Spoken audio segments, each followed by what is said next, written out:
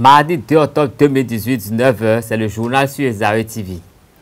Le porte-parole de l'initiative dite de Niki, Korogone Sabi, est condamné par le tribunal de Cotonou à 12 mois d'emprisonnement ferme et 3 millions d'amende.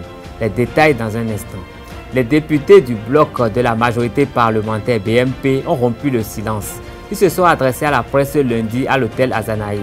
Nous y reviendrons. Le premier opérateur GSM du Bénin, le réseau de téléphonie mobile Libercom, a officiellement fermé ses portes depuis le 30 septembre 2018.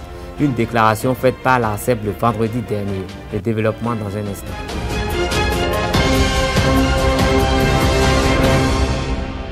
Mesdames et messieurs, bonsoir. Merci de votre fidélité à Zawe TV. 12 mois d'emprisonnement ferme et 3 millions d'amende. C'est le verdict du tribunal de Cotonou à l'encontre de Korogone Sabi Sira, le porte-parole de l'initiative dite de Niki, appréhendé le vendredi 28 septembre dernier par des éléments de la police républicaine. Le porte-parole de l'initiative dite de Niki, Korogone Sabi, a été présenté au tribunal de Cotonou ce jour. Son avocat, Maître Alfred Bokovo, interprète la sentence au micro de Jacques Maouillon d'Almeida. Le tribunal vient de condamner M. Korogone Sabi Sira à 12 mois ferme et à 3 millions d'amende ferme. Le tribunal a rejeté nos moyens d'incompétence et donc s'est déclaré compétent et a rendu la décision que vous venez d'entendre. Immédiatement, je ferai appel dans les secondes qui suivent. Je suis en train de me rendre dans le bureau du greffier chargé du dossier pour relever immédiatement appel pour que la décision soit transmise à la juridiction supérieure qui est la Cour d'appel de Cotonou. Il lui a été reproché l'infraction de provocation à la haine et à la violence sur le fondement de l'article 552 du Code numérique. Je voudrais faire un petit commentaire. Le petit commentaire que je vois est que il y a au Bénin un code sur la liberté, sur l'information et la communication. Ce code exclut la détention ou du moins la condamnation à une peine privative de liberté. Mais ce qui est surprenant, aujourd'hui toute la presse évolue vers le numérique. Et on ne peut pas parler de numérique sans parler de presse. Mais curieusement, il y a une loi qu'on appelle loi sur le numérique qui prévoit, contrairement à la règle générale, que les libertés de presse, enfin, le délit de presse est dépénalisé. Cette nouvelle loi sur le numérique prévoit malheureusement des peines privatives de liberté, allant même parfois jusqu'à 7 ans. Et dans le cas d'espèce, c'est la peine maximale qui a été appliquée, c'est-à-dire 1 an ferme, alors que la loi prévoit 1 an d'emprisonnement. Le juge a la latitude de descendre en deçà. Le juge peut même, dans la sanction, accorder le sursis en attendant, puisque ce n'est pas un habitué des faits. Mais nous, je ne voulais pas livrer des moyens ici, on n'a pas pu nous apporter la preuve au dossier judiciaire qu'il a procédé à la publication, à la diffusion. Ils ont saisi ces 2 portables et ils n'ont pas la preuve que la diffusion a été de son fait. Alors il faudra rechercher celui-là si c'est vraiment cette infraction qu'on veut réprimer. Pour rappel, un mouvement de jeunes du Septentrion regroupant les 5 départements, à savoir Alibori, Atakora, Borgou, Colline et Donga, soit 33 communes, s'est réuni le 8 septembre dernier pour examiner la situation socio-économique du Bénin. Il ressort de leur analyse que la gouvernance actuelle privilégie une partie du pays au détriment d'une autre. Au cours de cette sortie, C'est le sieur Korogoné, porte-parole du mouvement, qui a lu la déclaration dans laquelle il s'en prenne vertement à la gouvernance sous le régime Talon. Choisi le mardi 11 septembre dernier par les députés de la 7e législature, le remplaçant du feu Moïse Bossou à la Commission électorale nationale autonome Sénat a prêté serment ce mardi 2 octobre 2018 devant les membres de la Cour constitutionnelle. La prestation de serment et d'installation de M. Soulé Boukari Abou s'est déroulée en présence du ministre de l'économie numérique et de la communication, Mme Aurélie Soulé Zoumarou, du bureau de la Sénat avec à sa tête son président, M. Emmanuel Tiando. Invité par le président Djogbenou, le secrétaire général de la Cour constitutionnelle, Gilles Badé, a d'abord procédé à la lecture des textes qui font de M. Soulé Boukari Abou le nouveau commissaire de la Sénat. Main droite levée, Soulé Boukari Abou a juré de bien remplir fidèlement et loyalement, en toute impartialité et équité, les fonctions dont il est investi, de respecter en toutes circonstances les obligations qu'elle lui impose et de garder le secret des délibérations auxquelles il a pris part. Le serment a été reçu par le président de la Cour constitutionnelle, le professeur Joseph Djogbenou, qui en a pris acte avant de le renvoyer à l'exercice de ses fonctions. Le président Djogbenou lui a ensuite demandé de faire preuve d'indépendance et de professionnalisme et d'exercer avec impartialité la mission qui lui est confiée. Il lui a enfin formulé des vœux de succès. Doué d'une grande sérénité, l'ancien député Faa Lafia est conscient de la tâche qui l'attend.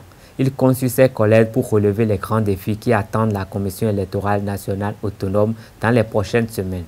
Nous allons nous mettre au travail tout de suite, tant la tâche qui nous attend est titanesque, a déclaré Soulé Boukari Abou face à la presse nationale. Après l'audience de mise en état tenue le vendredi 28 septembre dernier, la Cour constitutionnelle tient sa traditionnelle audience publique ce jour, mardi 2 octobre 2018, à la salle Monseigneur Isidore de Souza, au fin d'examiner le dossier de contrôle de constitutionnalité de la loi 2018-31 du 3 septembre 2018 portant code électoral en République du Bénin. Saisi également par le président de la République et le président de l'Assemblée nationale, la haute juridiction examine toujours ce mardi plusieurs autres dossiers, notamment le contrôle de constitutionnalité de la loi numéro 2018-33 portant abrogation de la loi 2018-01 du 4 janvier 2018 portant statut de la magistrature. Loi numéro 2018-35 modifiant et complétant la loi numéro 2001-09 du 21 juin 2002 portant exercice du droit de grève en République du Bénin. La loi 2015-18 du 1er septembre 2017 portant statut général de la fonction publique. Nous y reviendrons dans nos prochaines éditions. Plongés dans un silence depuis quelques semaines, les députés du bloc de la majorité parlementaire BMP sont enfin sortis de leur tanière. Face à la situation socio-politique et les multiples sorties médiatiques de leurs collègues de l'opposition, les députés pro-Talon ont tenu à donner leur part de vérité. C'était à l'occasion d'une conférence de presse animée ce lundi 1er octobre 2018 à l'hôtel Azalaï de Cotonou.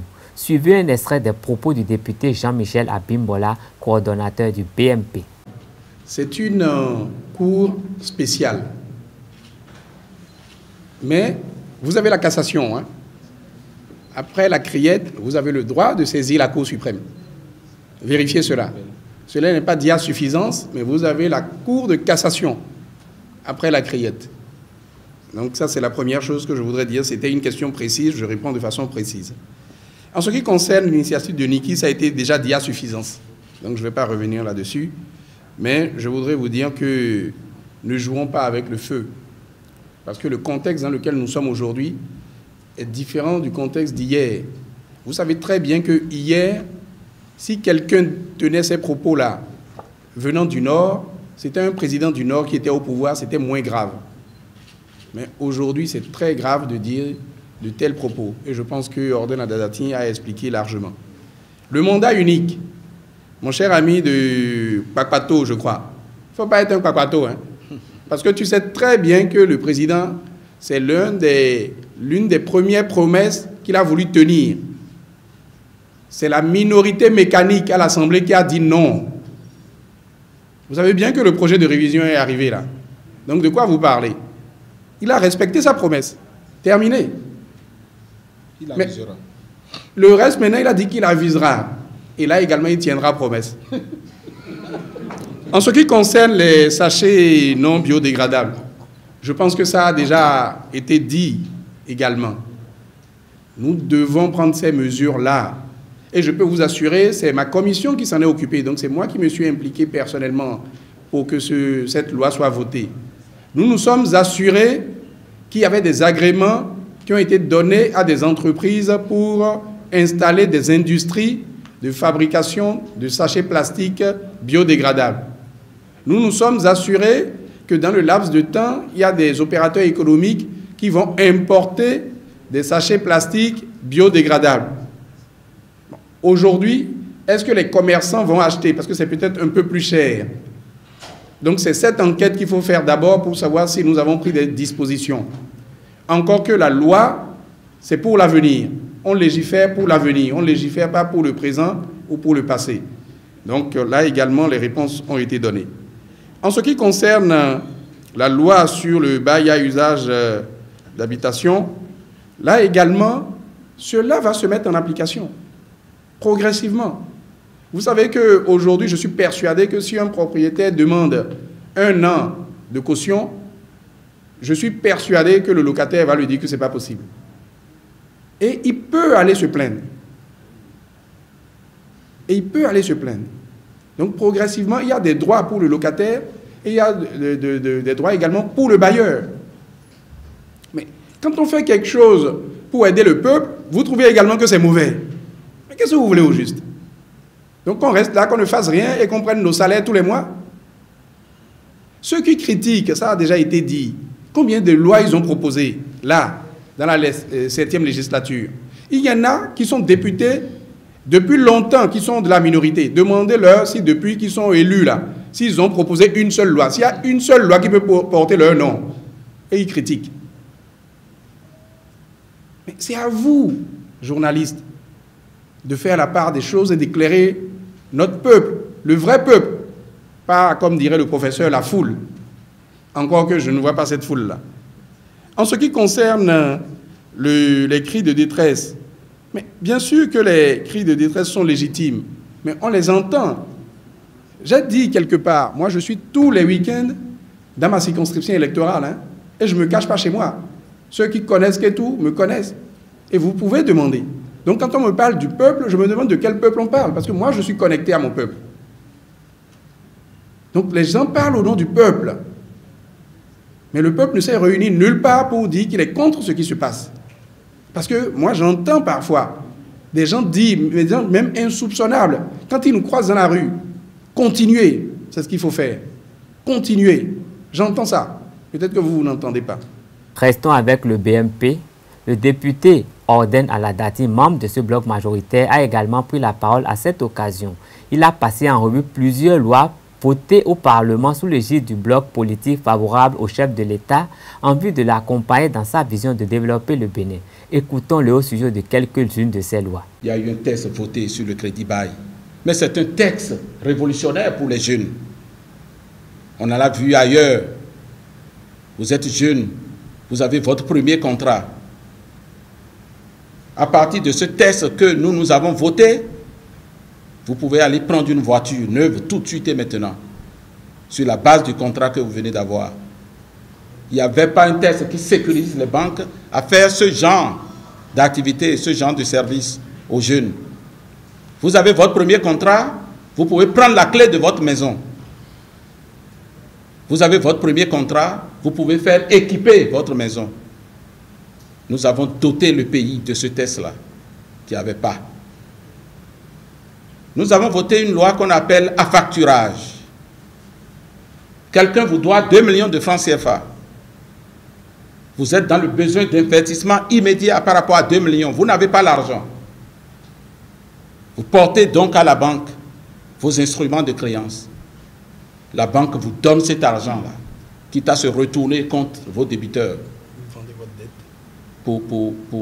pour se faire payer. C'est une loi révolutionnaire. C'est une loi sociale.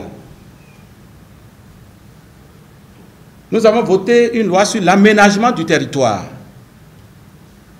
Ce n'est pas pour rien, malgré que chaque député soit élu quelque part, que dans les investissements que vous avez depuis 2016, que c'est un investissement équilibré qui couvre toute l'étendue du territoire. Nous avons voté une loi sur l'aménagement du territoire. Nous avons voté une loi sur l'organisation de la concurrence. Économie libérale, mais nous n'avons pas de loi qui réglemente et qui régit de façon sérieuse la concurrence dans un pays libéral à économie de marché.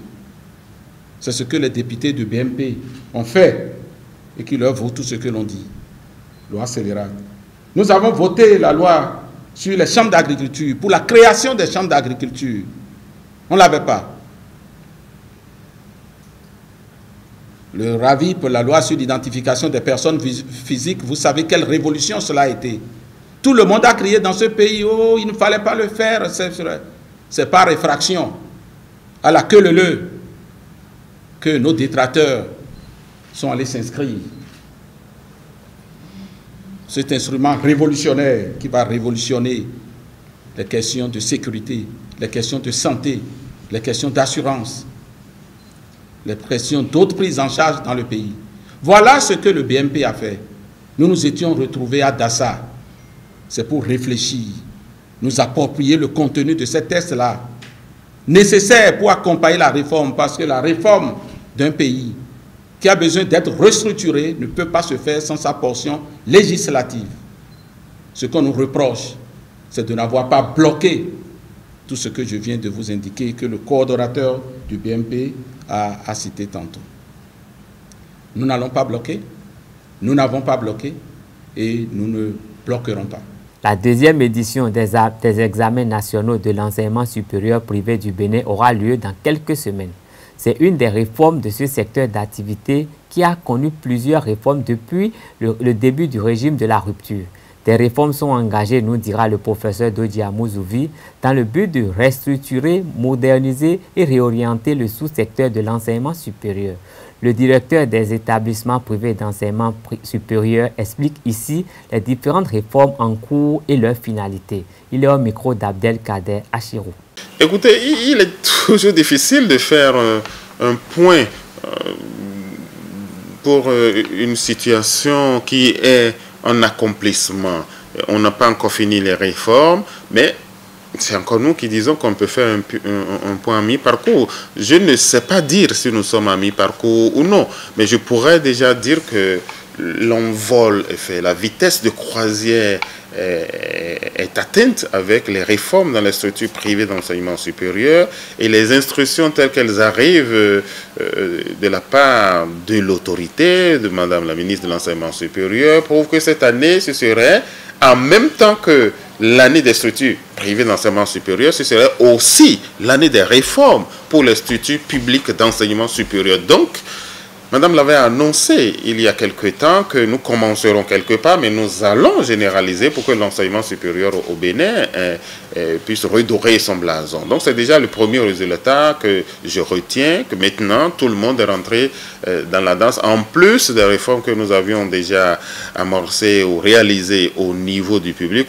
Cette année, c'est fondamentalement pour ça. Deuxième chose, je voudrais dire que pour les structures privées d'enseignement supérieur, nous sommes pratiquement au sommet des réformes et nous pourrions déjà commencer par faire nos valises pour voir comment est-ce que nous descendons et la boucle sera bouclée, le reste serait sur les rails et nous pourrions travailler. Je le dis parce que l'année dernière, nous avons organisé la première édition des examens nationaux et une parenthèse a été créée pour amener les établissements pour une première fois dans l'histoire du Bénin vers l'homologation. Nous sommes à partir de cette semaine, nous sommes dans la phase critique, dans la semaine décisive de la publication provisoire de la liste des établissements ainsi que des filières agréées au niveau des EPS. Vous voyez donc que le niveau critique est atteint dans ces réformes-là. Nous avons réussi depuis 1997 où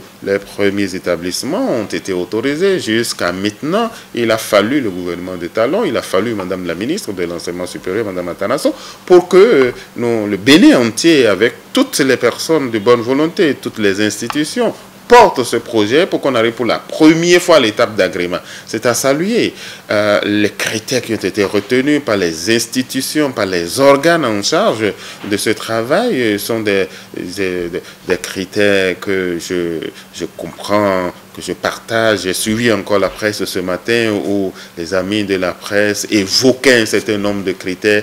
Ils disent que c'est le minimum qu'on pouvait encore exiger d'un établissement privé d'enseignement supérieur qui postule à l'agrément, qui n'est pas un régime d'ouverture mince, qui est un régime d'ouverture de grande importance parce que l'irréversibilité a commencé. À partir de ce moment-là, il ne reste qu'une dernière étape, l'homologation où les établissements privés pourraient être complètement autonomes dans la délivrance des titres nationaux et des diplômes. Donc ça va être l'année prochaine pour ceux, effectivement, qui auront le Graal cette année. Donc la liste provisoire sera publiée. Nous attendons les dernières instructions pour que cela soit fait. De la même manière, la liste annuelle sera publiée, donc différentes listes seront publiées au cours de cette semaine. Donc, dans le monde des établissements privés d'enseignement supérieur, nous entamons aujourd'hui une semaine extrêmement charnière pour les uns et pour les autres.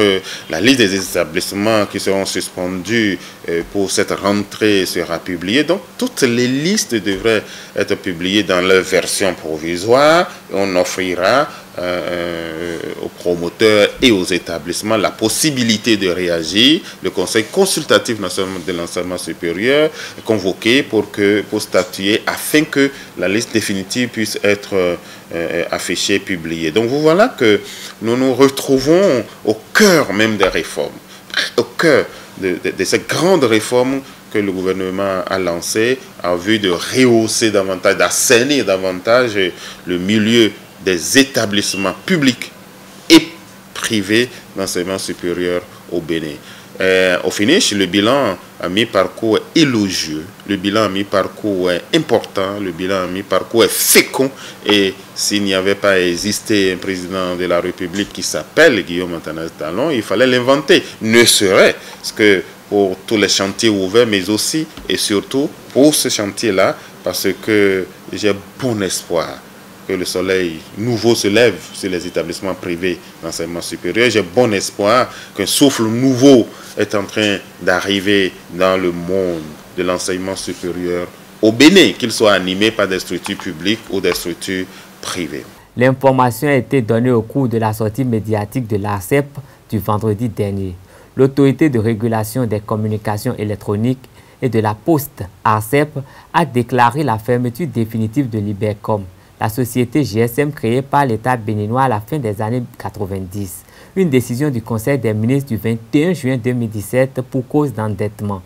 Ce réseau national de téléphonie mobile n'est plus opérationnel depuis le 30 septembre 2018.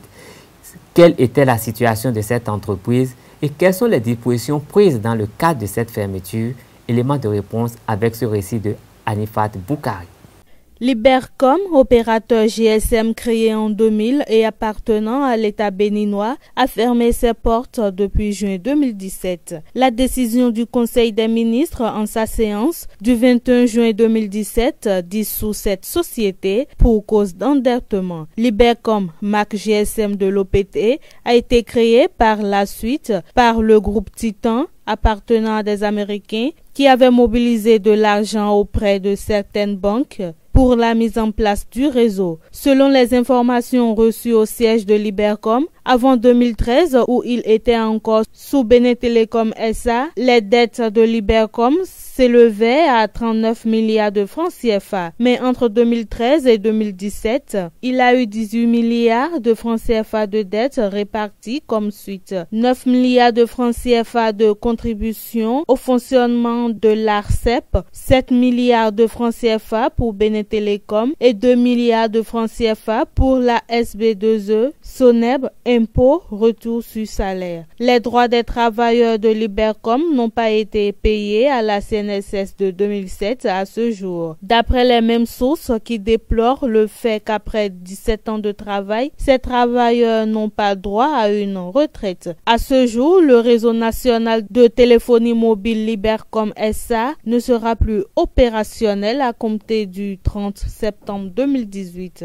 Dans un communiqué rendu public le 30 août 2018, le liquidateur de la société indique qu'il a mis fin à la commercialisation des produits et services Libercom à partir du 29 août 2018. Cette mesure est prise conformément à une décision de l'autorité de régulation des communications électroniques et de la poste ARCEP Bénin en date du 28 août 2018, fixant les mesures relatives à la cessation des activités de l'opérateur Libercom. À cet effet, il est demandé aux abonnés du réseau de bien vouloir prendre les dispositions nécessaires pour épuiser leur crédit de consommation disponible à la date du présent communiqué, et ce avant le 30 septembre 2018, date d'arrêt du fonctionnement du réseau, précise le communiqué signé par le liquidateur Jacques Sogbossi. Des dispositions sont en cours pour que les abonnés du réseau, le cas échéant, soient transférés aux opérateurs de téléphonie mobile de la place, conclut-il. L'arrêté préfectoral portant mesures conservatoires relatives à l'interdiction de l'utilisation des téléphones portables dans les banques et autres institutions financières dans le département du littoral a été rendu public depuis quelques jours. Entre autres objectifs, il permettra de garantir la sécurité des usagers des banques et institutions financières béninoises. C'est une mesure favorablement appréciée par les citoyens béninois en général. C'est du moins ce qui ressort de ce micro-trottoir réalisé par Anita Marcos et Christian Thomas-Imena. Je pense que cet arrêté-là est la bienvenue parce que c'est pour sécuriser les banques que le préfet a fait sortir l'arrêté. Selon moi, je n'y trouve pas d'inconvénient du tout. Que les compatriotes vraiment prennent ça au sérieux parce que c'est toujours pour notre sécurité. Le préfet n'a rien fait d'anormal. Oui, dans ce cas, on ne peut pas le condamner pour ça. Il est bien, c'est logique. Il faut qu'on sécurise les banques à cause des braquages, pour éviter les braquages surtout. C'est très bon l'arrêté du préfet, le fait d'éteindre les portables avant de rentrer dans une banque. Parce que le fait que tu n'as plus le portable sur toi, les opérations des hommes indélicats, moi je vois que ça fait partie de la sécurité du pays. Là, je pense que ça va limiter un peu les braquages. Je pense que le préfet a bien fait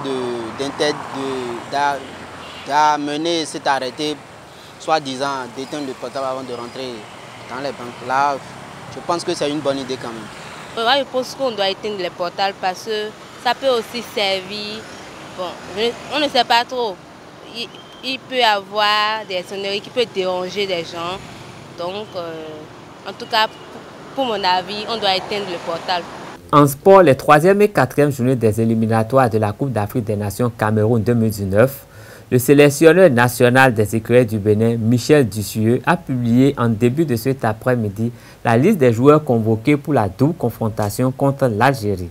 Le technicien français n'a pas modifié le groupe qu'il a conduit à Lomé le 9 septembre dernier pour son premier match. 2 gardiens de but, 8 défenseurs, 6 milieux de terrain et autant d'attaquants. Le sélectionneur des écureuils du Bénin a conservé à 91% le groupe qu'il avait retenu pour le derby contre le Togo le 9 septembre dernier. Pour la double confrontation contre l'Algérie les 12 et 16 octobre 2018, Fabien Farnol et Saturin Alagbé sont reconduits au poste de gardien de but. En défense, le sélectionneur national a fait confiance à ses hommes de main à Lomé, notamment Khaled Adenon, Olivier Verdon, David Kiki et Salomon Junior. Seydou Barazé et Emmanuel Imorou, absents, vont effectuer leur retour pour ces 2 matchs contre les Fennecs. Au milieu de terrain, Jean-Marie Guerra Deyimba remplace numériquement le jeune Anand Tijani. L'ancien capitaine de l'Énergie FC de la SB2E va honorer sa première sélection en équipe nationale A. Le capitaine Stéphane Sesseyon, Jordan Adeouti, David Djigla, 4 de l'équipe vont également répondre présents. En revanche, pas de changement au niveau de l'attaque. Michael Poté, Steve Mounier, Jodel Dosso, Marcelin Coupeau et consorts auront la lourde mission de déverrouiller l'arrière-garde algérienne. L'obtention d'un 4e billet qualificatif à une phase finale de la Coupe d'Afrique des Nations passe par un bon résultat au terme des 3e et 4e journées des éliminatoires de la CAN Cameroun 2019. Le match aller aura lieu le 12 octobre à Blida en Algérie. La manche retour 4 jours plus tard à Cotonou. La préparation de ces 2 rendez-vous capitaux va démarrer en France le lundi 8 octobre. Parlons à présent du grand festin du football des professionnels des médias du Bénin. Le tournoi intermédia. Le réseau des journalistes de sport au Bénin va dévoiler le chronogramme de la 5e édition de ce mercredi 3 octobre. Plus de détails avec le secrétaire général du RJSB, Hugues Sabo. Le réseau des journalistes de sport au Bénin, depuis bientôt 5 ans, organise à l'intention des professionnels des médias en général un tournoi de football dénommé tournoi intermédia. Et cette année, le tournoi a sa 5e édition, après la 4e édition qui a connu une légère modification où nous sommes passés du tournoi communément appelé Petit Camp à un tournoi similaire au full salle, c'est-à-dire qu'un tournoi à 5 avec des poteaux un peu plus grands et avec un gardien de but. Cette année, nous sommes à la 5e édition qui va démarrer bientôt, plus précisément le 7 décembre prochain.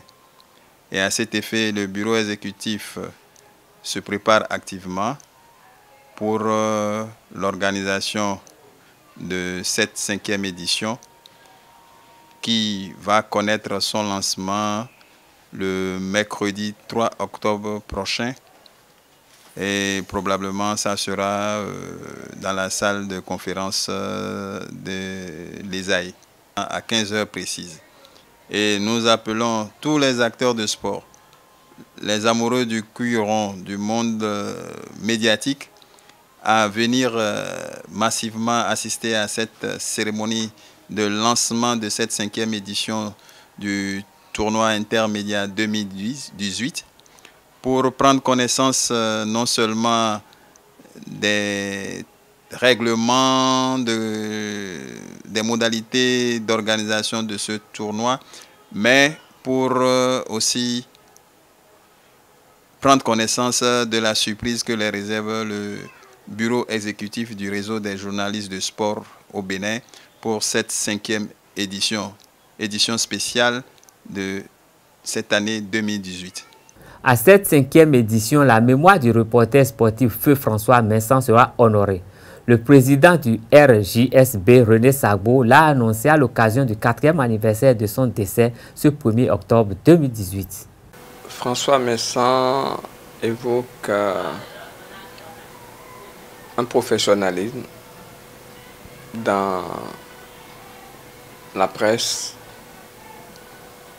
Mais malheureusement aujourd'hui, voilà quelqu'un que nous pleurons depuis 4 années. Je me souviens comme si c'était hier de ses obsèques, beaucoup d'émotions. Mais François se retrouve aujourd'hui dans l'oubli.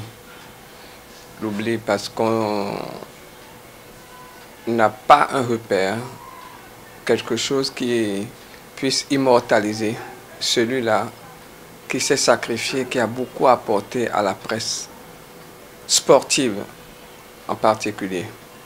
C'est vrai qu'au niveau du réseau des journalistes, en marge des 5 ans du tournoi intermédiaire, nous avons prévu quelque chose pour immortaliser le nom de François Messan.